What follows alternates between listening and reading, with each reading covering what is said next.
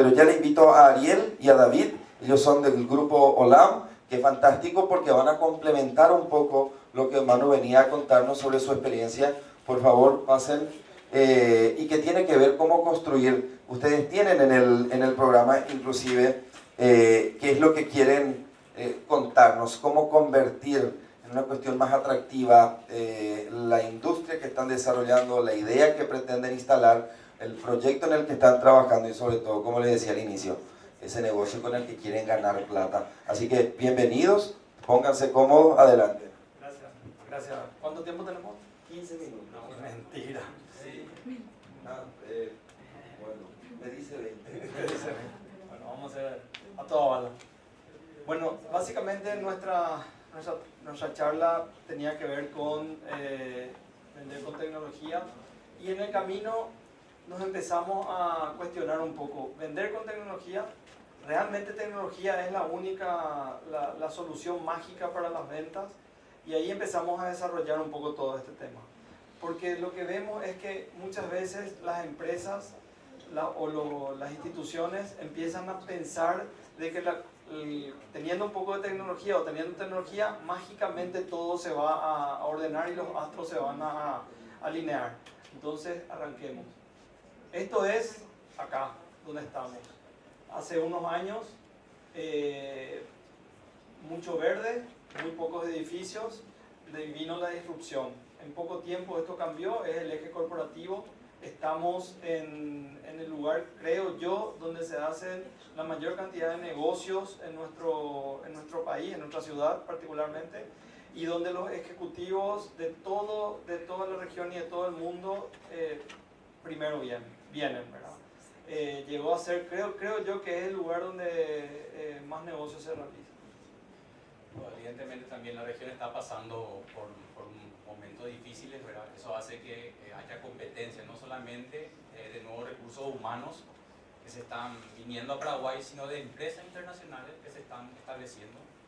Y hoy me pasó algo muy curioso. Yo recibí una llamada al mediodía de España pidiéndome prestar un servicio y representar un producto.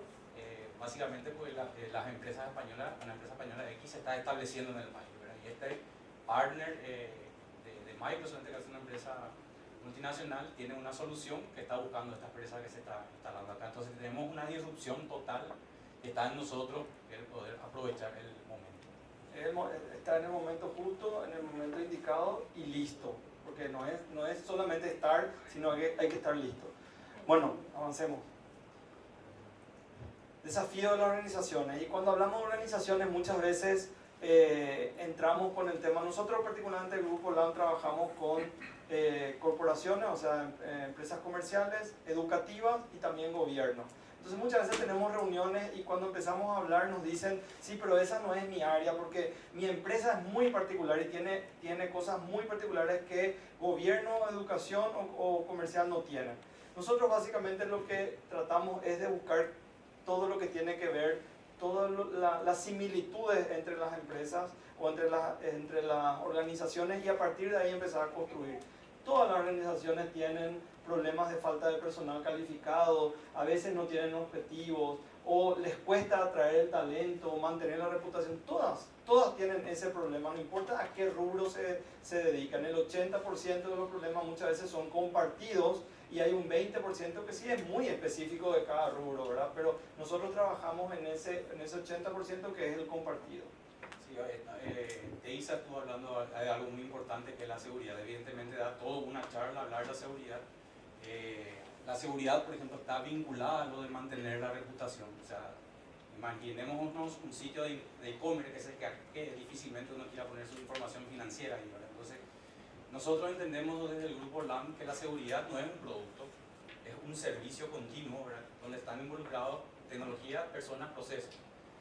Y como dijo Ariel, muchas organizaciones, por más que sean organizaciones, me refiero a empresas privadas, gobiernos o educativas, tienen objetivos similares y problemas similares. Entonces lo que hicimos a través de estos últimos años es tratar de organizar y recopilar, digamos, los desafíos más comunes que existen entre ellos, ¿verdad? Y lo que queremos hablar por el escaso tiempo que tenemos son de tres específicas que están marcadas ahí en negrito. No es escaso, escasísimo tiempo que tenemos. Bueno, vamos rápido.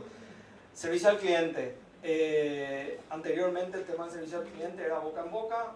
Había empresas muy bien definidas que se dedicaban a hacer ciertas cosas, tenían el poder de hacer la inversión de publicitaria en canales, en radios, y esas empresas tenían muy poca competencia, estaba bien establecido el mercado. Hoy en día, con el tema de las redes sociales, cualquiera de nosotros, sin tener siquiera una empresa establecida, un RUC o lo que sea, puede abrir una página en Instagram o en Facebook y ya empieza a vender. Ocurre o sea, mucho con los vendedores de auto. Vendedores de auto, vendedores de sushi, vendedores de cualquier cosa, ¿verdad? Entonces, hoy en día cualquiera puede, con relativamente poca inversión, relativamente poco conocimiento o poca inversión de tiempo y de dinero, puede ya tener su página y empezar a vender. Algo muy importante que dijo Manuel es que en los medios tradicionales uno difícilmente puede medir el alcance. En redes sociales uno tiene herramientas que pueden medir qué alcance está teniendo, qué persona o qué franja de edad, qué zona. Entonces puedo medir y puedo adaptar mis ofertas con mis servicios. Viendo, y esta es la parte. Otro desafío común que encontramos bastante en los clientes son las islas de información. ¿A qué me refiero a las islas de información? No solamente a los sistemas informáticos o los datos que puedan haber en una empresa, sino muchas veces procesos que se hacen de forma manual que no están documentados. Nuestro gran desafío siempre como empresa de consultoría es tratar de unir estas islas de información. O sea, imagínense que un director de una empresa quiere un tablero de diligencia de negocio, pero los sistemas no están conectados. O sea, hay vendedores del equipo comercial que están vendiendo productos que ni siquiera puede que estén en su bodega o en el depósito. Entonces este es un gran desafío. Ariel, ¿me puede ayudar dando un ejemplo? Algún otro ejemplo, que quieran tener algún tipo de información y no están los datos, no están normalizados los datos, no hay carga de datos. El departamento que es el encargado de cargar la información le da enter y deja todo en blanco, y después sobre eso no se puede tomar ninguna decisión o generar algún tipo de soluciones, ¿verdad? Entonces, lo primero es empezar a unir, y esto no solamente a nivel de departamento, sino también puede ser a nivel de herramientas y también puede ser a nivel de visiones. O sea, muchas veces la visión del departamento comercial es uno y la visión de logística es otra, y no se hablan entre sí. Entonces, eso también es un problema que vemos que se enfrentan varias veces en varios lugares las empresas, y empresas que normalmente, y particularmente en nuestro país, empresas familiares que iniciaron chiquititas y fueron creciendo en forma exponencial y quieren manejarse de la misma manera que cuando iniciaron, donde todos se conocían, capaz que eran luego primos, parientes entre ellos, y cuando ya tienen diferentes sucursales, son muy grandes y tienen que empezar a trabajar a nivel de roles y otros niveles de interacción. El caso más común de normalización de datos, por ejemplo, hay un David Aponte con número de cédula con punto, otro con guión, otro con... No están normalizados los datos, entonces es muy difícil dar información relevante al negocio, si es que tenemos que, es un desafío que hay que trabajar. El otro es abrazar el cambio constante. Y bueno, este sí que es un tema en el que estamos todos metidos, ¿verdad? Realmente dieron el ejemplo de Netflix, pero hoy en día la apuesta sube, porque hoy en día tenemos Netflix, tenemos Amazon Prime, ayer se lanzó Disney Plus, tenemos Apple TV más, entonces ya no es más solo Netflix, ya hay que empezar a tener una cantidad de nuevas, o tenemos en el mercado una cantidad de nuevas soluciones. Entonces no es que solamente me pongo nervioso porque no anda mi Netflix, sino que no me andan las otras cuentas también. Entonces todo va cambiando. Hace qué sé yo, no sé, 3 o 4 años Netflix no estaba tan metido con nosotros como está hoy. No sabemos qué va a haber dentro de 2 o 3 años para adelante. Ese es el tema. Entonces el entrenamiento que tenemos que tener, o el entrenamiento que ya tenemos hoy en día para transformarnos en todo este tipo de cosas, yo no sé si lo tenemos dentro de las empresas. O sea, afuera nosotros somos capaces en nuestro día a día de dejar de usar Skype, que hace 3 años era el estándar, y empezar a usar WhatsApp, y dejar de usar WhatsApp y empezar a buscar, porque hubo algún problema, nos migramos todo a Telegram.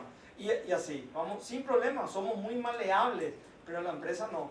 Y la empresa es casi más ágil, lo que exigen los clientes es casi más ágil que lo que nosotros usamos en nuestro día a día. Y en nuestra empresa, escuché también decir de que muchas veces el problema es las diferentes generaciones. Pero mi mamá usa Facebook y mi hijo ya no usa Facebook, pero ahí no hay problema de generaciones para ese tipo de cosas. Y para eso mismo en la empresa sí hay problema de generaciones. Entonces, ¿qué es lo que está pasando? ¿Cómo podemos entender eso? ¿Cómo podemos integrar todo eso al área empresarial? En eso estamos siendo así de ágiles dentro de nuestras empresas. Así mismo. Ariel, pero todo esto se escucha genial. Ojalá hubiese una manera sencilla de explicarlo.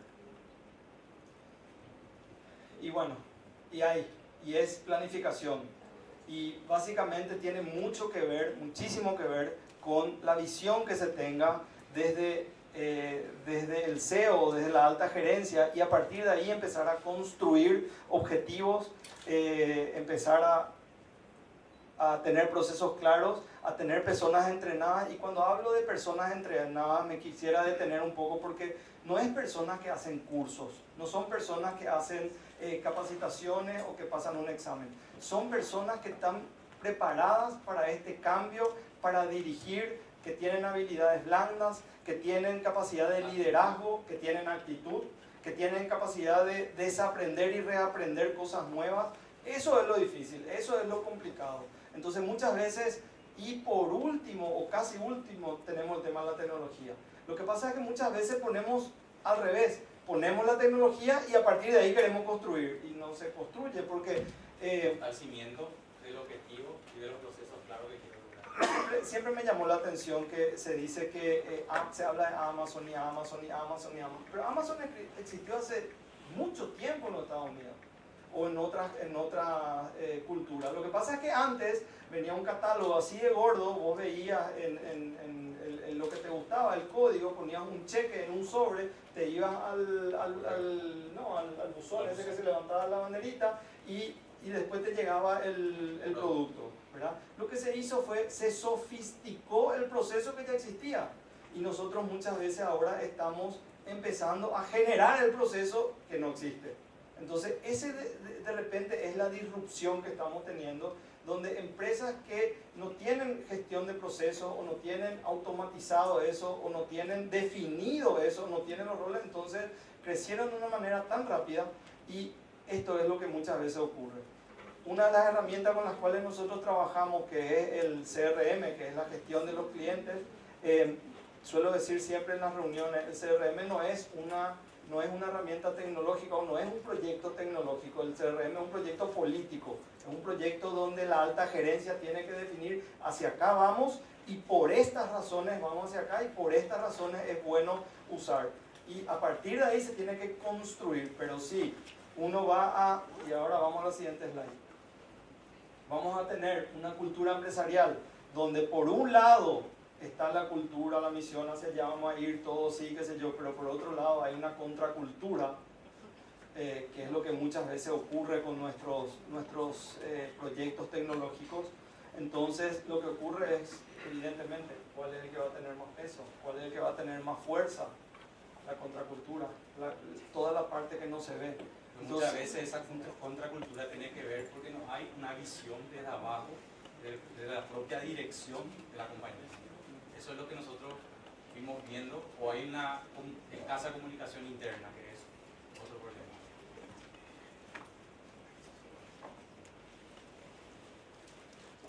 Con todo esto que nosotros fuimos aprendiendo y que fuimos relevando con los clientes en base a proyectos, estamos, porque esto está en proceso realmente, generando un marco de trabajo, un framework se llama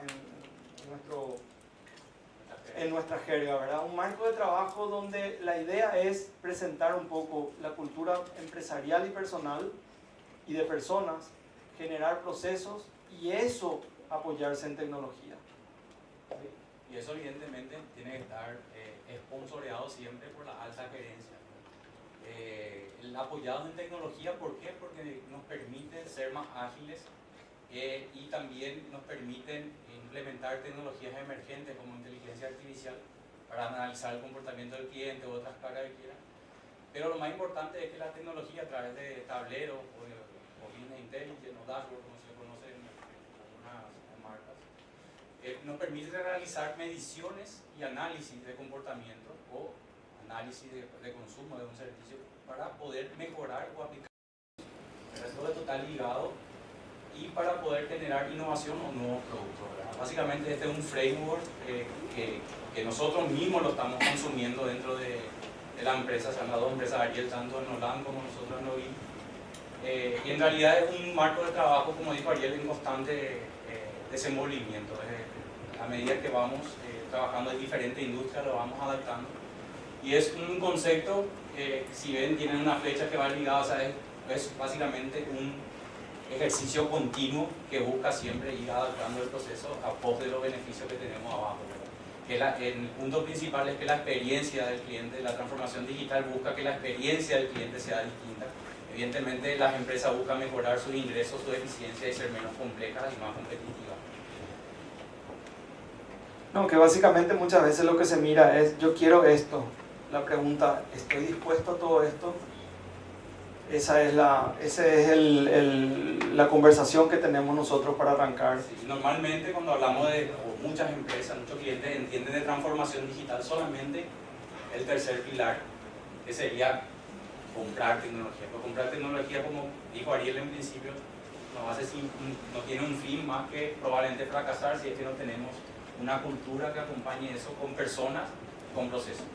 Una de las cosas interesantes también es que cuando tenemos las reuniones es interesante dejar muy bien claro que personas, procesos, tecnología, personas y procesos, la responsabilidad recae, yo diría que el 80% en la empresa y un 20% en nosotros. Nos tienen que proveer las personas capacitadas, nos tienen que proveer las personas interesadas en el proyecto, los procesos lo tiene que dar, las reglas de negocio lo tiene el cliente, ¿verdad? Y en tecnología sí, en tecnología el 80% de nuestra responsabilidad y el 20% es del lado del cliente, pero muchas veces se compra un proyecto o se implementa un proyecto pensando de que, bueno, listo, ya a partir de ahora yo firmé, el problema es tuyo, no, el problema es nuestro, es en conjunto y tenemos que ambos poner de nuestro lado. Por eso habla arriba mismo de dirección y el acompañamiento. El acompañamiento, en este caso lo ponemos nosotros, ¿verdad? Quiero que tenemos también una set de partners, un set de partners que trabaja todo lo que es la cultura organizativa. En el caso de que sea una empresa logística, bueno, tenemos un partner especialista en logística. No somos nosotros especialistas en todo, es imposible. En Paraguay somos generalistas normalmente, ¿verdad?